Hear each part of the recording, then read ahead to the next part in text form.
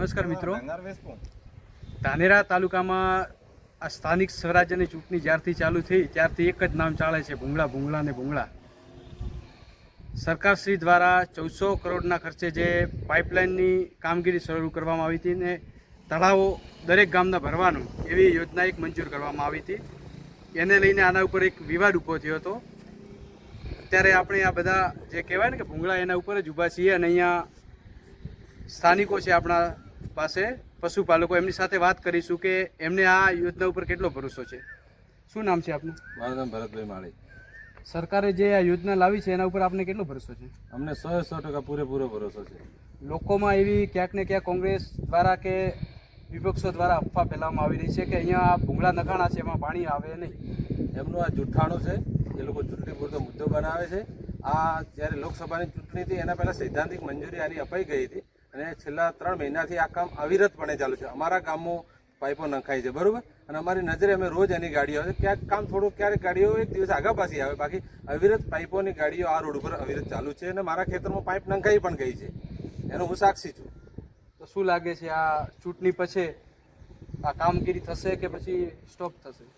દેખો, એમાં એક હું વાત કરું છું કે ધાનેરા તાલુકામાં છેલ્લા ઘણા સમયથી આપણે સરકાર વિરુદ્ધ અહીંયા સીટ આપતા નથી, છતાંય સરકારે જનતા ઉપર ભરોસો મૂકી અને ઘણા એવા વિકાસના કામો કર્યા છે. અને અમારે આ વિસ્તારમાં ખાસ પાણીની જરૂરિયાત હતી. બીજું કશું ન હોય તો ચાલે, પણ પાણીની જરૂરિયાત ખૂબ વધારે હતી. એટલે સરકારે પાણીના મુદ્દાને અમે સીટ ના આપી છતાં પાણીના મુદ્દાને ધ્યાનમાં લઈને સરકારે જો કામ કર્યું હોય તો હવે તો બંધ કરવાની કોઈ વાત જ ના આવે એમ. તમે એક પશુપાલક છો, તો પશુપાલકોને આ વિશે તમે શું સંદેશો આપશો? હું પશુપાલકોને આ વિશે સંદેશો આપું છું કે આ કોંગ્રેસના જુઠ્ઠાણોમાં આવ્યા વગર સરકાર આપણા વિશે વિચારી જ રહી છે. અને સરકાર જો આટલું બધું કામ કરતી હોય તો આપણી પણ ફરજ બને કે આપણે સરકાર સાથે રહેવાય. તો શું લાગે છે સ્થાનિક સ્વરાજ્યની ચૂંટણીમાં જનતા સરકાર ઉપર વિશ્વાસ કરીને મત આપશે? અમારી કિંમત જિલ્લા પંચાયત સીટ ગઈ વખતે પણ કેસરીયો થયો હતો. તમામ સીટો અમે તાલુકા પંચાયતની પણ જીત્યા હતા નીચે, અને કિંમત જિલ્લા પંચાયત સીટ પણ અમે જીત્યા. અને આ વખતે પણ આમાં કોઈ બેનક નથી. એ લોકો હાર બાળી ગયા છે અને પેલા બેબાકડા થયા છે, એટલે ખોટો જૂઠનો પ્રોપેગેન્ડા ચલાવી રહ્યા છે. મતદારોનું પણ ક્યાંક ને ક્યાંક કેવું એવું છે કે આ બધું જુઠ્ઠાણો છે. સરકારે આ યોજના જે છે એ સ્થાનિક સ્વરાજ્યની ચૂંટણી પહેલાં લાવેલી છે, એટલે આ ખાલી કહેવા પૂરતી વાતો છે. બાકી જે કામગીરી છે સતત ચાલુ રહેશે. આપણી સાથે બીજા પણ મતદારો છે, એમની સાથે વાત કરીશું. શું નામ છે આપનું? સુરેશભાઈ ચૌધરી. સરકારશ્રી આ જે પાઇપલાઇન દ્વારા તળાવો ભરવાની કામગીરી શરૂ કરવામાં આવી છે, એની લઈને આપનું શું કહેવું? અમે અત્યારે કિંમત જિલ્લા પંચાયતમાં છીએ. અમારી કિંમત જિલ્લા પંચાયતની અંદર છેક થરાદથી લઈ અને છેવાડે અમારા રાજસ્થાન બોર્ડર લાગે અને એનું છેલ્લું ગામ આ બાજુ રવિ છે. તો રવિના તળાવ સુધી પાઇપલાઇનનું કામ ચાલુ છે અત્યારે. અને આ પાઇપલાઇનથી અમને ખેડૂતોના તળાવ ભરવાથી પાણીના તળ અદ્ધર આવશે અને 100% આવશે. કારણ કે બીજી જગ્યાએ જ્યો તળાવમાં પાણી નંખાયા છે એ જગ્યાએ પાણી તળ અદ્ધર આવવાનું ચાલુ થઈ ગયું છે. તો અમારા આજુબાજુના વિસ્તારમાં જ્યો તળાવો છે એ તળાવો ભરાવાનું ચાલુ થશે એટલે પાણીના તળ અદ્ધર આવશે અને ખેડૂતોને અને પશુપાલકોને મોટો ફાયદો થશે. પછી અમારા કિંમત જિલ્લા પંચાયતની અંદર અત્યારે એનું છેલ્લે રવિમાં એની પાઇપનું પૂરું થાય છે તળાવમાં નાખીને. તો ત્યાંથી અમારી એક નદીનું વેણ છે, તો તેનું ઓવરફ્લો એ નદીના વેણમાં નાખ્યું છે. એટલે અમારા આલવાડાને અને આજુબાજુના રાજોડાને આ વિસ્તારને જે વેણનું પાણી નદીમાં તળાવ ઓવરફ્લો થશે એટલે તળાવનું ઓવરફ્લોનું પાણી નદીમાં કન્ટિન્યુ ચાલુ રહેશે અને એના કારણે અમને નદીનો પણ લાભ મળશે.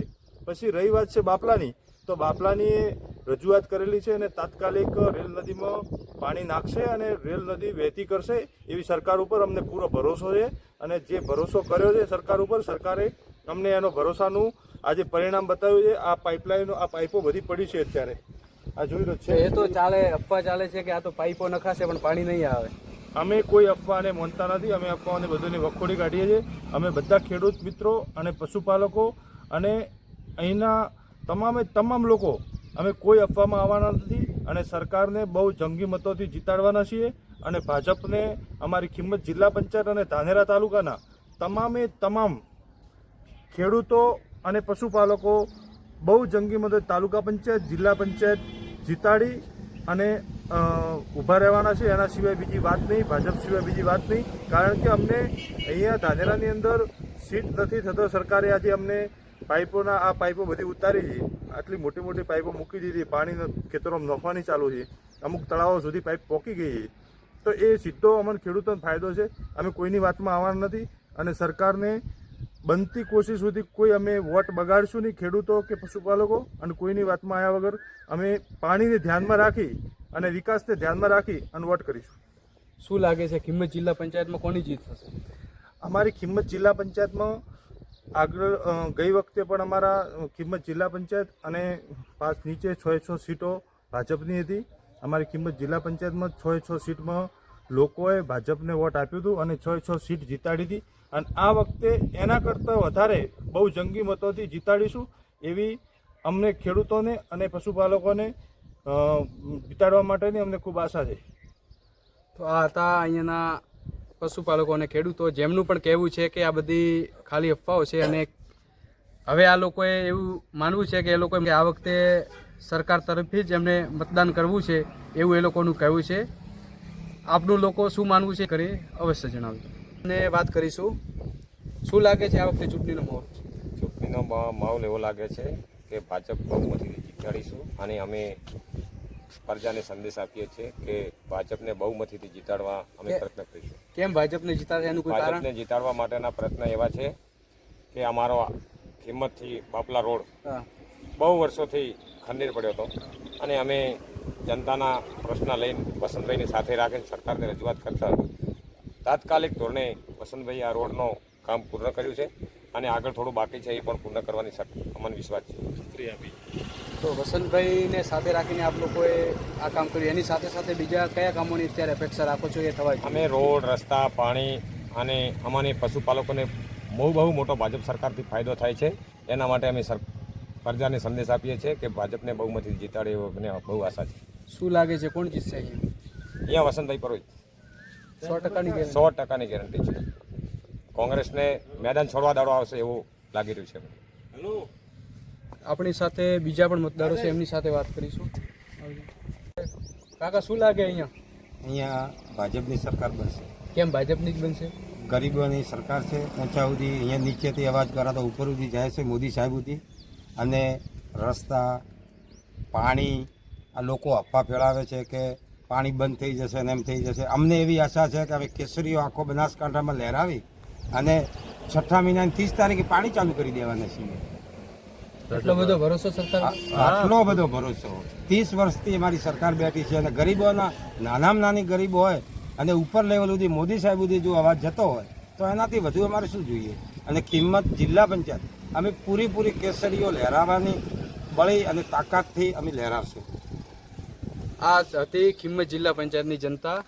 એ લોકોને સરકાર પૂરો ભરોસો છે. એમનું માનવું છે કે જો અહીંયા પેનલ બનશે કે ના બને, પણ સરકાર જે પાણીનો મુદ્દો અત્યારે ચાલી રહ્યો છે એ તો 100% કે પાણીના જે તળાવ ભરવાની કામગીરી છે એ ચાલુ જ રહેશે અને એમને પૂરો ભરોસો છે કે આ બધા તળાવો 100% ભરાશે. અમારે અહીંયા અમારી કિંમત જિલ્લા પંચાયતમાં આખા સર્વ ધાનેરા તાલુકા અને ગુજરાતને અમારે બધા ખેડૂતોના ખાતામાં હર હપ્તે 2000 રૂપિયા આવે છે. પ્લસ અત્યારે કેટલું નુકસાન થયું હતું એ તો અમને ખેડૂતોને ખબર છે. સતત 44,000 રૂપિયા બધાના ખાતામાં અમારે આવ્યા છે અને 44,000ના લીધે અમને કેટલો ફાયદો છે અમારે ખેડૂતોને ખબર છે.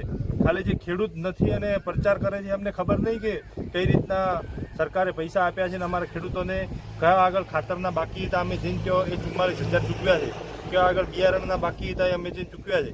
તો ભાજપ સરકાર આ કામ કરે છે કે ખેડૂતોના છેક ગ્રાઉન્ડ ફ્લોર સુધી ખેડૂતોને લાભ થાય એવું ભાજપ સરકાર કામ કરે છે. એટલે જેના ખાતામાં અત્યારે 2000 આવે છે એ ખેડૂતો ક્યારેય ભૂલવાના નથી અને જેના ખાતામાં 44,000 આવ્યા છે એ ખેડૂતો કોઈ દિવસ ભૂલવાના નથી અને ભાજપ સિવાય વોટ આપવાના નથી. ભારત માતા કી જય.